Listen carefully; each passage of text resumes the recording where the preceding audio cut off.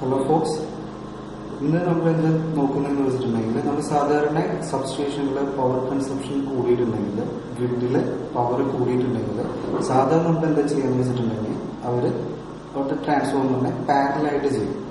Okay, നമുക്ക് എന്തുകൊണ്ട് അത് ഓട്ടോമാറ്റിക്കലി ചെയ്തുകൂടാ? ഇന്ന് നമ്മൾ അതിനുള്ളൊരു അറ്റംപ്റ്റ് ആണ് ഇവിടെ ചെയ്തിട്ടുള്ളത്. നമ്മൾ യൂസ് ചെയ്തിട്ടുള്ള ഒരു 816F877A എന്ന് പറഞ്ഞൊരു മൈക്രോവേവ് യൂസ് ചെയ്തിട്ടാണ് ഈ എൻ്റയർ സിസ്റ്റം ചെയ്തിട്ടുള്ളത്. ഇവിടെ നമ്മളൊരു 12 വോൾട്ടിന്റെ ട്രാൻസ്ഫോമറാണ് രണ്ടെണ്ണം യൂസ് ചെയ്തിട്ടുള്ളത്. ഇതിൽ നമ്മൾ ലോഡ്സ് കണക്ട് ചെയ്തിട്ടുണ്ട്. ഇതിൽ കാണിക്കുന്നത് സാധാ നോർമലി ഉള്ള ലോഡ്സ് എങ്ങനെയാണ് വരുന്നത്. ലോഡ് ഒരു മീഡിയം റേഞ്ചിൽ എത്തിയിട്ടുണ്ടെങ്കിൽ ഓവർലോഡ് ആയിട്ടുണ്ടെങ്കിൽ ഓക്കെ, ഈ 3 സിറ്റുവേഷൻസ് ആണ് നമ്മളിവിടെ കാണിക്കുന്നത്. ഇതിൽ ബിൽഡിംഗ് ബ്ലോക്സ് ഏതൊക്കെയാണെന്ന് വെച്ചിട്ടുണ്ടെങ്കിൽ നമ്മളൊരു LCD യൂസ് ചെയ്യുന്നുണ്ട്. Okay, then micro controller. ഇത് ഈ എൻ്റെ സിസ്റ്റത്തിന് പവർ ചെയ്യാൻ വേണ്ടിയിട്ട് ഒരു ട്രാൻസ്ഫോമർ യൂസ് ചെയ്യുന്നുണ്ട്, 12 വോൾട്ടിന്റെ 1 ആംപിയർ ട്രാൻസ്ഫോമർ. ദെൻ നമുക്ക് ഇൻഡിക്കേറ്റ് ചെയ്യാൻ വേണ്ടിയിട്ട് ഓഡിയോ വിഷ്വൽ ഇൻഡിക്കേഷന് വേണ്ടിയിട്ടാണ് ഒരു ബസറും LCD നമ്മൾ നോർമലി യൂസ് ചെയ്തിട്ടുള്ളത്.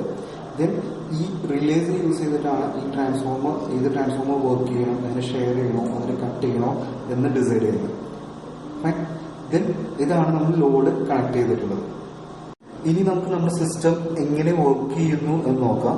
നോർമലി ഇപ്പൊ നമ്മളോട് ശ്രദ്ധിച്ചിട്ടുണ്ടെങ്കിൽ ഇതിനകത്ത് വരുന്നത് കറണ്ട് 0 ആംപ്സ് ആണ് വരുന്നത്. ഇനി ഞാൻ നമ്മുടെ ഫസ്റ്റ് ലോഡിനെ ഇൻട്രൊഡ്യൂസ് ചെയ്യാൻ പോവുകയാണ്. സോ ഇതിൽ നമുക്ക് ഡിസ്പ്ലേയിൽ ശ്രദ്ധിച്ചിട്ടുണ്ടെങ്കിൽ അതിന്റെ കറണ്ട് റേറ്റിംഗ് കൂടിയിട്ടുണ്ട്. ഒരു അറൌണ്ട് 1.5 ആംപ്സ് വരുന്നുണ്ട്. ഓക്കെ, ഇപ്പോൾ വർക്ക് ചെയ്യുന്നത് ഒരു ട്രാൻസ്ഫോമറിനെ മാത്രം യൂസ് ചെയ്തിട്ടാണ് ഇപ്പോൾ വർക്ക് ചെയ്യുക. ഫൈൻ. ഇത് നമ്മുടെ നോർമൽ കണ്ടീഷനാണ്. ഇനി ലോഡ് കൂടിയിട്ടുണ്ടെങ്കിൽ ഓക്കെ, ഇപ്പോൾ ലോഡ് കൂടിയിട്ടുണ്ട്, ട്രാൻസ്ഫോമർ ഷെയറിംഗ് എനേബിൾ ആയിട്ടുണ്ട്. നമ്മുടെ കറണ്ട് റേറ്റിംഗ് ഇപ്പോൾ ഒരു അറൌണ്ട് 3.8 ആംപ്സ് വന്നിട്ടുണ്ട്. നമുക്കത് ഒന്നുകൂടി നോക്കാം. ഞാൻ ഈ ലോഡിനെ ഓഫ് ചെയ്തിട്ടുണ്ടെങ്കിൽ ട്രാൻസ്ഫോമർ ഷെയറിംഗ് ഡിസേബിൾഡ് ആയി. കറണ്ട് റേറ്റിംഗ് കുറഞ്ഞിട്ടുണ്ട്. ഓക്കെ, ഇനി ഇതിന്റെ ഇന്റൻസിറ്റി ഷെയർ ചെയ്യുമ്പോൾ എങ്ങനെയാണ് വേരി ചെയ്യുന്നതെന്ന് നോക്കാം. ഓക്കെ, ഇപ്പോൾ ഒരു ഇന്റൻസിറ്റിയിൽ സ്ലൈറ്റ് വേരിയേഷൻ നിങ്ങൾ കണ്ടിട്ടുണ്ടാവും. ഓക്കെ, ഇതിപ്പോൾ ട്രാൻസ്ഫോമർ വരുന്ന പവറിനെ ഷെയർ ചെയ്തിട്ടാണ് ഈ 2 ലോഡിനെ കണക്ട് ചെയ്തിട്ടുള്ളത്. ഇനി അടുത്ത സെഷൻ നമ്മൾ ചെയ്യാൻ പോകുന്നത് ഓവർലോഡ് ആണ് ചെയ്യാൻ പോകുന്നത്. ഓക്കെ, ഇപ്പോൾ ഓവർലോഡ് ആയി, സിസ്റ്റം റീസെറ്റ് ആയി, നമുക്കൊരു ഓഡിയോ വിഷ്വൽ ഇൻഡിക്കേഷൻ തരുന്നുണ്ട്.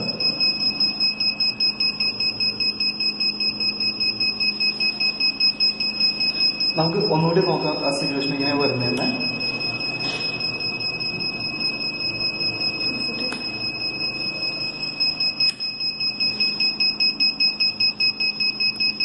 ഞാൻ സിസ്റ്റം റീസെറ്റ് ചെയ്തു. ഇപ്പോൾ ലോഡൊന്നുമില്ല. എൻ്റെ ഫസ്റ്റ് ലോഡ് ഇൻട്രൊഡ്യൂസ് ചെയ്തു, ദെൻ സെക്കൻഡ് ലോഡ് ഇൻട്രൊഡ്യൂസ് ചെയ്തു, സിസ്റ്റം പവറിനെ ഷെയർ ചെയ്തു. ഓക്കെ, ദെൻ എൻ്റെ തേർഡ് ലോഡിനെ ഇൻട്രൊഡ്യൂസ് ചെയ്തു. സോ കറണ്ട് റേറ്റിംഗ് കൂടി, സിസ്റ്റം ഓവർലോഡായി. ഓക്കെ, ഈ സെയിം പ്രൊസീജിയറാണ് നമ്മൾ മാനുവലി ചെയ്തുകൊണ്ടിരിക്കുന്നത്.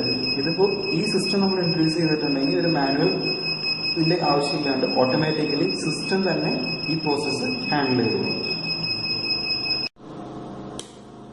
സോ ഈ സിസ്റ്റത്തിൽ നമ്മൾ യൂസ് ചെയ്യുന്ന നമ്മൾ സിസ്റ്റം ഡിസൈൻ ചെയ്തിട്ടുള്ള ഒരു ഡെമോ പർപ്പസ് ആണ്, ഒരു പ്രോട്ടോടൈപ്പ് മോഡൽ മാത്രമാണ്. സോ ഇതിൽ നമ്മൾ യൂസ് ചെയ്യുന്ന CT ഇത് 5 ആംപ്സിന്റെ ആണ് യൂസ് ചെയ്യുന്നത്.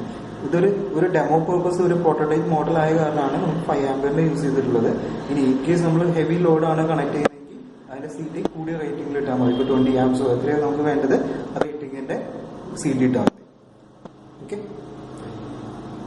റിലേറ്റഡ് ആയിട്ട് നിങ്ങൾക്ക് എന്തെങ്കിലും ഡൗട്ട്സ് ക്വറീസോ ഉണ്ടെങ്കിൽ ഞങ്ങളെ കോൺടാക്ട് ചെയ്യാം. ഇനി അതെല്ലാം നിങ്ങൾക്ക് എന്തെങ്കിലും നിങ്ങളുടെ ഐഡിയാസ് ഇംപ്ലിമെന്റ് ചെയ്യുന്നതിൽ എന്തെങ്കിലും ഹെൽപ്പ് ഏതെങ്കിലും സ്റ്റേജിൽ വേണമെങ്കിൽ ഞങ്ങളെ കോൺടാക്ട് ചെയ്യാവുന്നതാണ്. Okay, Orion card design lab എന്ന് പറഞ്ഞിട്ട് വെബ്സൈറ്റിൽ നിങ്ങൾ പോയാൽ മതി. അതിനകത്ത് ഞങ്ങളുടെ കോൺടാക്ട് ഡീറ്റെയിൽസ് ഉണ്ടാവും, നിങ്ങൾക്ക് അതിനെ കോൺടാക്ട് ചെയ്യാം. സോ ഇനി നമുക്കൊരു അടുത്ത വീഡിയോ സെഷനുമായിട്ട് വീണ്ടും കാണാം. അതുവരെ ടേക്ക് കെയർ, ബൈ.